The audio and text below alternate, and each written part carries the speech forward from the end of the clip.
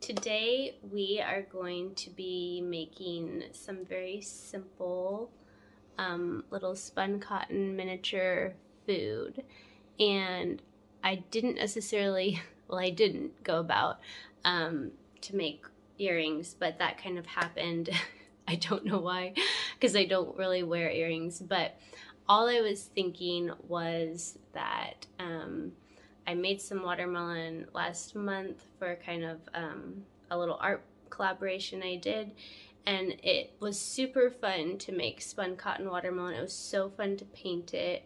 It's kind of magical, I think, and I thought that this texture of cotton lent itself really well to what watermelon actually looks like because of the fibrousness and kind of almost sponge-like quality of watermelon. And so, and I have watermelon on my brain because I eat it every day. It's been super hot. I know it's been hot for most of you, record-breaking heat in many, many places this summer. So probably a lot of you are eating a lot of watermelon and trying to stay cool. And I feed a lot of watermelon to the animals every day. And of course, I think watermelon is just a symbol of summer. And it's also a nostalgic type of thing. I mean, I think a lot of us as kids had, I don't know, watermelon on toys or a beach towel or the swimsuit or any, I don't know. So I always think watermelon is a fun symbol for summer. And also we're going to be making miniature strawberries while we're at it. I just thought we'd make some miniature food because it's fun, it's simple, it's just like a kind of perk me up kind of project if you're not wanting to go outside. And I've also been meaning to make stuff for the dollhouse that I started for my daughter. I got kind of the structure of it built a couple years ago, and now I'm needing to finish the inside. And so I thought, well, why don't I just start kind of sharing what I do for that with you guys, and we can kind of work on different parts of that together, making furniture or even just kind of finishing the interior or whatever it would be. But today we're gonna make little watermelon and strawberry miniature dollhouse type size food, and I'll show you how I kind of came about making the earrings. I'm sure that I've never made any sort of jewelry before except maybe a few pendants. I'm not a jewelry person. I don't have any of the like correct jewelry making tools. It's just stuff I've picked up at the thrift store kind of almost by accident and for other purposes. So I think that you guys can also probably thrift a few things if you want to try to make earrings or a necklace or a brooch or any, I mean, this is all stuff that you are very capable of kind of branching off and going your own way. It's just a little jumping off point and just a way to kind of share a fun little project. So let's get making.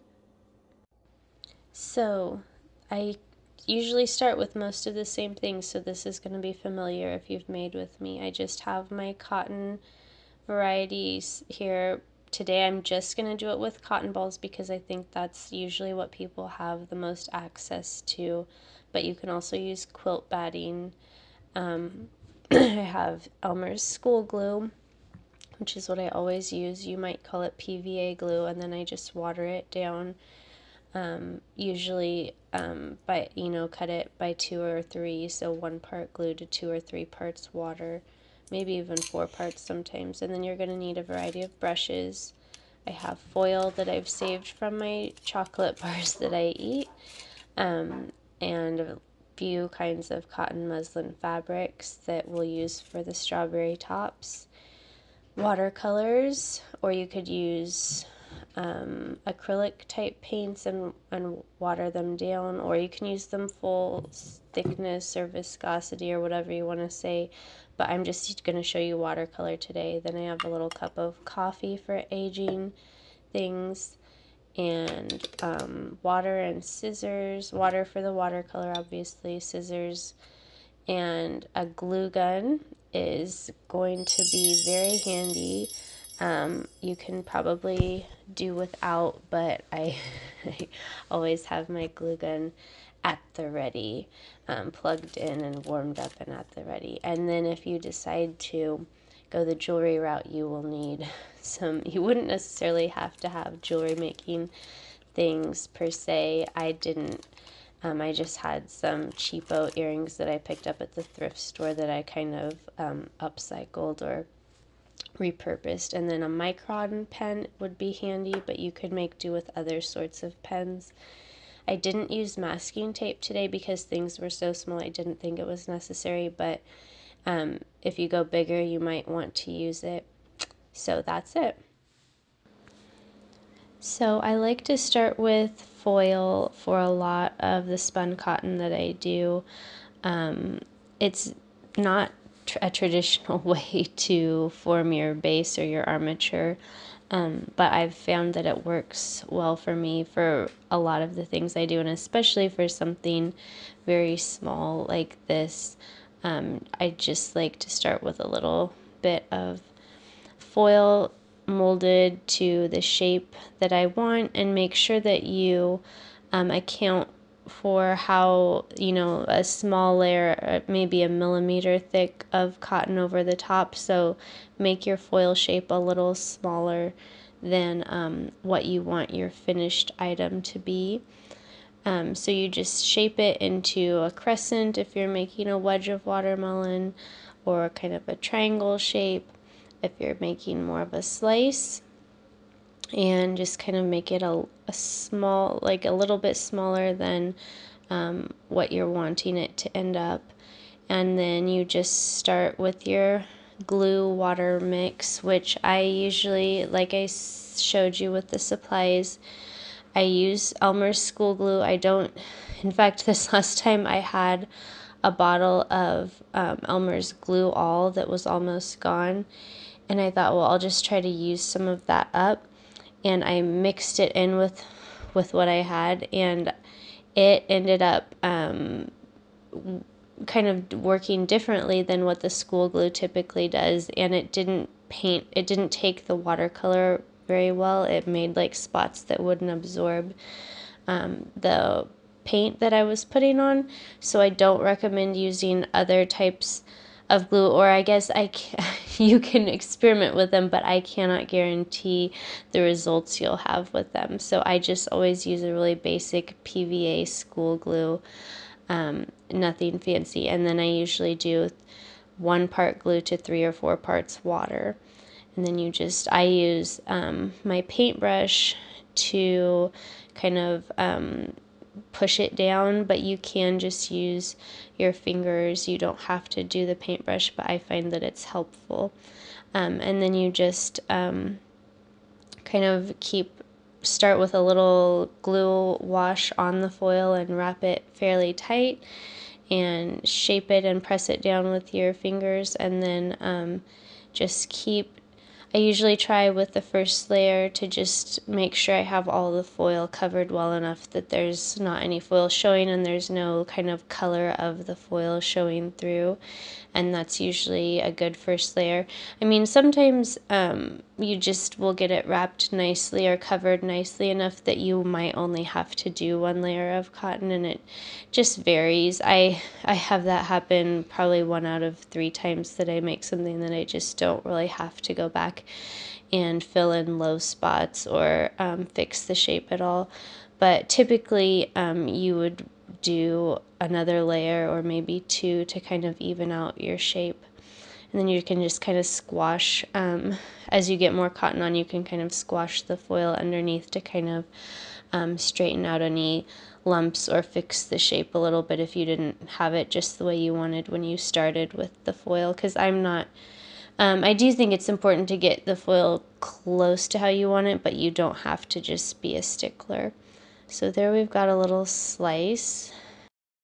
So that little slice is going to go on kind of like a clip-on earring back and be an earring. So it's not really the size I would do for dollhouse food. It's a little too large for that. So just keep in mind that you don't need to do, just because I'm doing things this size, like tailor them to whatever your purpose for them is, and do them in the scale that makes sense for you. So now I'm just starting to shape little strawberries, and to do that I don't use any foil. I just take a little puff of my cotton ball and a dab of glue wash, and I just start kind of rolling it, and I just roll it in my fingers into a little oblong type shape. And I'm not very picky about the shape for the strawberries because they're really so small that it's just kind of an impression, but you can get a little fussy and shape them nicer. I just don't find that it matters that much to me once I have them painted and the little green top on. So now I'm just going to come back in and fill in any low spots or places where it's not as smooth as I'd like. And I try to emphasize that perfection is not something that I strive for or encourage others to be working towards. I just go with kind of impressions when I create. I don't find that perfection serves me at this point in my life. I've seen arguments made for kind of still pursuing perfection for different reasons and why that could be beneficial, but I find that my standards are high enough without trying to achieve perfection that I manage to accomplish things usually in a way that is pleasing enough for myself and for other people. So let's let's just keep that in mind as we work on kind of improving our shapes a little bit. We're not going for perfection, we're just going for good enough, or we might even say charming, charmingly perfect, or imperfect, I should say, or perfectly imperfect. That's kind of a popular phrase. So just fill in with little fluffs of cotton and smooth it out a little bit. But I think part of, like I said, the charm of spun cotton is that it looks homemade, it has imperfections. You can tell that a human person made it with their hands. So we don't want to lose that by just going for something that has no flaws and could have been made by a machine. So I'm standing here doing this voiceover, and it is so hot, guys. And I know that so many of you, if you're watching this soon after I post this originally on YouTube, yes, it will be hot for you too, wherever you are. That is kind of the theme of this summer, is how hot it is. And I'm trying not to stress out anymore than I have to, but as some of you know, that we have a small farm animal sanctuary here, and we've just had such intense heat for so long this summer with so few breaks that that we've tried really hard to keep everyone in good shape, but the animals are really starting to feel the stress at this point, and I am there is a cool front supposed to be coming this evening or tonight sometime, and I am just trying to hang on until that comes because I am so anxious that the animals get a break, and some of them really, really need it. So I'm thinking about that as I'm trying to do this voiceover. I'm just looking out at this just sun-baked landscape. Everything is so dry and the plants are just starting to burn up.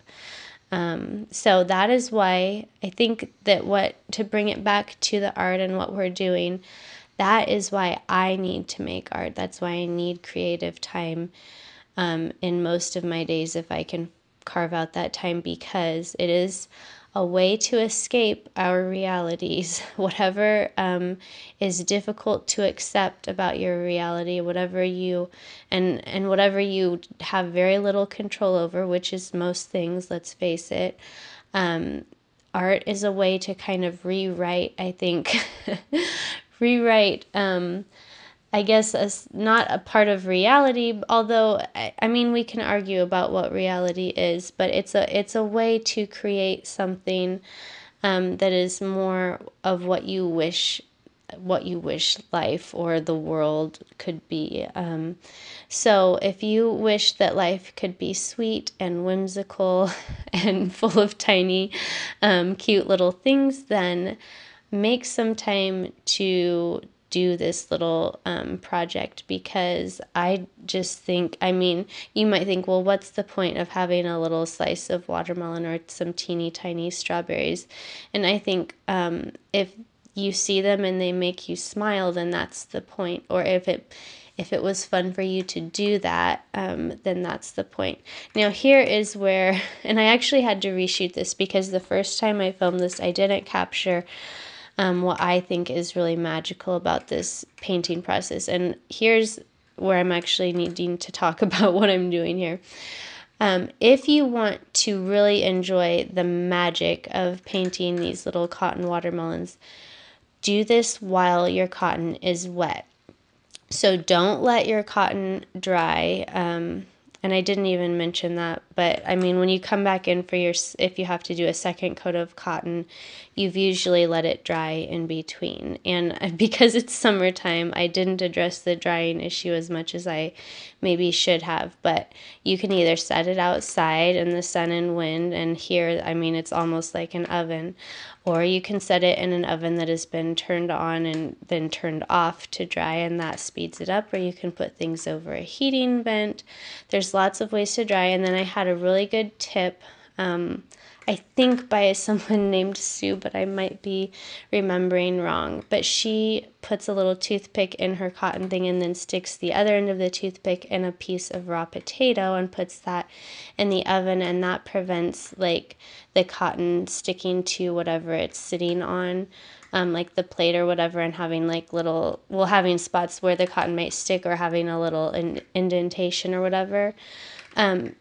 So anyway, those are options for drying. But what I'm saying here for this watermelon project is, if you aren't able to handle your little slice of watermelon, it's too sticky because maybe you used more glue than I do, let it dry and then come back in and get it wet with just water and a paintbrush, and then put on your paint, and you will kind of see how the paint start in your, the center, which is the reddest part of the watermelon, and work your way out and just kind of give it that ombre effect. And you will, because it's watercolor paint, it will just suck it into the cotton fibers and let it kind of bleed out, and it will look so beautiful and natural, just like watermelon does.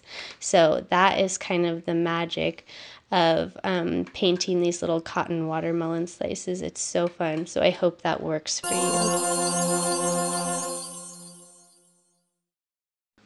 Now we're going to paint the strawberries, and you can use any kind of paint that you have. I mean, really just try anything.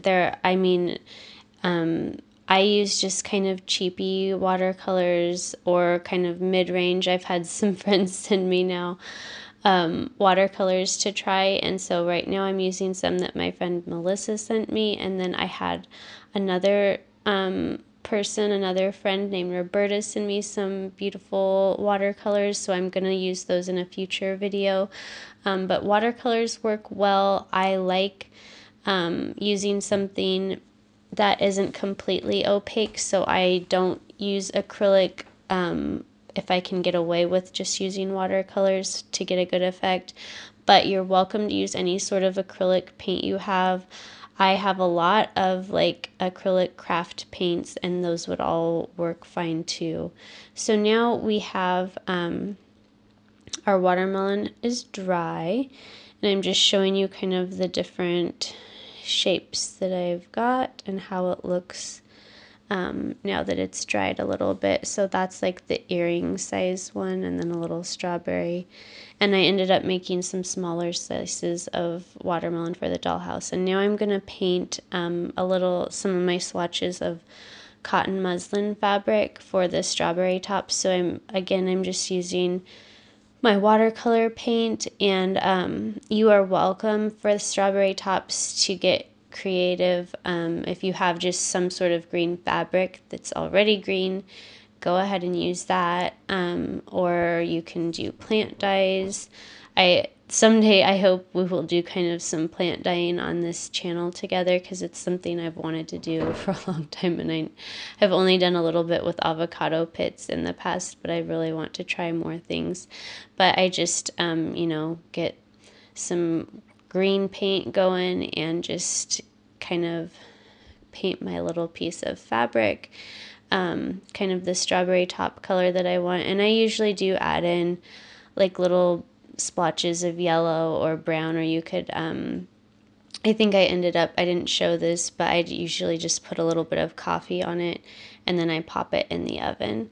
So now I've got my, I don't pop it in a baking oven, just a warm oven, by the way. These are earrings that I picked up at the thrift store, because I thought maybe they would have jewelry, like making things. They sometimes do, but I didn't find that, so I just ended up buying some cheapy old vintage. They're not nice vintage earrings, they're just kind of, and some of them aren't vintage at all, but that particular pair was. And I just picked up what I thought might be usable for taking apart and turning into a watermelon earring. So I'm gonna take apart a little pair of hoops and just use kind of the part that goes through the ear, and then I have these little, I wanted a snap-on, clip-on, whatever earring, but didn't find any that were quite right, so I'm just cleaning up these little screw-on earring backs, and trying to pop off this little plastic part of the earring, and then just cleaning it up with alcohol. And I mentioned I don't wear jewelry much. I mean, there's lots of reasons for that, but I really don't wear earrings very much at all, because my ears just get so irritated, even by really nicer ones, that are whatever, sterling silver or gold, even bothers my ears. So that's why I wanted to find clip-on ones. And these screw-on ones, like, they kind of work, but I don't think they stay on that well. I don't really know how people keep them on. I would know I would lose them if I wore them out to do chores. And then these were kind of a different kind of pair of hoops that clip in the back. But anyway, I'm just pulling off the hoop part, and I'm just going to wire on my watermelon. And now we're going to do our little seeds. And it's easiest if you have like a fine liner type pen, but you could do it with a regular, probably just any kind of blackish pen, or you could use paint and a small brush or a toothpick for seeds, and I think that would work too. But obviously, like an art pen is going to be the easiest, because the ink just will absorb into the cotton easier. And for seeds, I mean, I know that some people can get kind of hung up on getting them in just the right spot, but really, I always find with most things that you do, it's about the impression that it gives, and nobody really studies it that much. Nobody's ever going to look at it as closely as you have yourself making it. So, but I do notice that watermelons typically have more seeds towards the center, so I kind of do that. And now we're going to cut our, that fabric has dried. I could put it outside and it would dry in like 5 minutes, but it'd probably also blow away. I just popped it in a warm oven for a few minutes, and then I just cut tiny little, and I'm not very particular about the shape. Like, I don't even really try to get it very round. I just cut little bits out of my fabric, and because like once you glue it on and kind of fluff it around, it really doesn't matter that much. So I don't think you need to obsess about the shape of the fabric for your strawberry tops. I'm just cutting a whole bunch. I don't know how many little strawberries I made, maybe 15 or something. So cut out your little bits, and then it is time for the hot glue gun to come out. And there she is, looking lovely. I've got all these little tops, and I just put a dab of hot glue on the little area that I left white, and then I just really smash that down and make sure that it's got a good like hold on a decent part of, and then I kind of fluff up the fabric to look a little bit, I don't know, more like, instead of just like a gob of fabric just kind of glued down flat, I fluff it up a little bit to look more like foliage, I guess. And so there's our first little tiny strawberry, and then I will do the rest of these quickly. And there's not much to it. These little strawberries are just, you can make a million of them, and really you could never make enough because you would like always want a few more for some little thing. Like I've been putting them on little cakes that I, spun cotton cakes, or I think you could make like a teeny tiny garland. There's tons of things you could do with tiny strawberries. I mean, who wouldn't love tiny strawberries? So here we've got, and this jewelry is like I said, I know nothing about jewelry. I don't really wear it, and I definitely have no business making it. And I made it in a very crude sort of way. This is such homemade jewelry, and in fact, the little hook for the ear is silver, and then my little wire that I had is like brass color or something. So like, I mean, some of you would just cringe if you could see this in person, but I'm just taking my darning needle, making a hole through, and I mean, these could be really cute if you had like a nice little sort of dangly chain for your little watermelon to hang off of. I think you could do, or maybe some of you would add a few beads or something. I don't know. I am not a jewelry designer. So this is just like the crudest idea of an earring, like executed in a very, very simple way, like maybe overly simple, but it was just, I suppose probably just kind of a return to my childhood.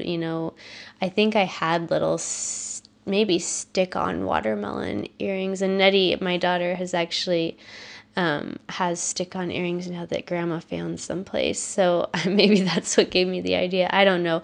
Watermelon things make me, and strawberries too, just make me think of being a kid in the summer.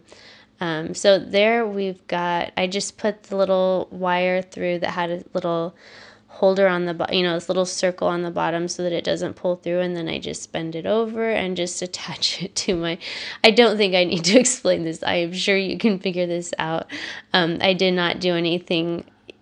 I would not even, this is not clever. This is just like, I mean, I got it done, guys. That's what I did. But they look okay on, I think. I mean, they're sort of fun. And then here's my little screw-on backs. And I think these would look better on a clip-on back. I don't know why they would look better. It shouldn't really make a difference, but I feel like they would look better on a clip-on back. That's probably a stupid thing to say. But anyway, I was going to hot glue, and then I was like, oh, maybe I'll use my super glue because it's right here. So I did end up using super glue, but I think you could do hot glue, and it might pop off and you just have to hot glue it again. And it might even pop off with the super glue. I don't know. This is all just kind of an experiment. And I make no claims about how any of it will hold up as far as this jewelry stuff. We will see. But it's just kind of a way to, I suppose, use spun cotton to make something besides just a knick-knack, which is typically what I do with spun cotton. So then I just kind of smushed it on with my needle nose pliers to really make sure that it kind of made a little indentation and could adhere well. I think I mean actually adhere. I do this often. I think of the word adhesive and I say adhes, but I mean adhere. So anyway, here we are done. Everything is ready to go. to use as you will. And this is the finish that I would use on the earrings probably, or if I was like going to gift something to someone or sell it. It's Aleene's matte finish, and you can find it on Amazon, and it's recommended by some of my artist friends. Okay, here are all the tiny little fruits of our labor, and it was not strenuous labor, hopefully just enjoyable. But I did, and then I did make a little cardboard farmhouse table to display them on. So now I've got a table for my dollhouse, so that's good, and I will share. That was pretty simple to make, and I will share that in an upcoming video. And you could also, like, I like to pile the strawberries on a little spun cotton cake. That's something that you could quickly make while you're making little watermelons and strawberries. Just make some cake bases. There's my little earrings, and I do think I might wear these occasionally when I'm feeling fruity and I'm willing to put up with itchy ears afterwards. But yeah, this was really fun, and I hope that you might want to try this, or if you do try it, let me know. Let me know if you have ideas for upcoming make-alongs, and thanks for watching today.